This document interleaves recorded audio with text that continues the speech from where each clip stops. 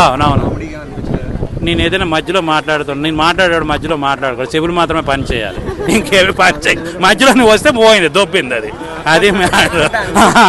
అది block buster movie మాత్రం అనిపిస్తుంది, ఎందుకంటే ట్రైలర్ చాలా బాగుంది. అరే ఇంతకు ముందు సినిమాలు చేసేటప్పుడు ఆయన 2 స్టేట్లకే కింగ్ అబ్బా, కింగ్ 2 సారీ కింగ్ అని నాకు నా లైఫ్లో కింగ్ నాకు మెగాస్టార్ చిరంజీవి గారు అని, కింగ్ 2 పవన్ కళ్యాణ్ గారు.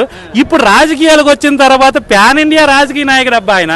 వ్యూస్ వ్యవస్థంగా ఉంటాయి, అది అంతే ఉండాలి కూడా. నాకు తెలిసి ఇప్పటి వరకు తీసిన మన తెలుగు హీరోలు సినిమాల పరంగా సినిమా బాగుంటే అందరూ ఆదరించారు ప్యాన్ ఇండియా లెవెల్లో. ఈయన పొలిటికల్గా ప్యాన్ ఇండియా స్టార్ అయిపోయాడు ఈయన.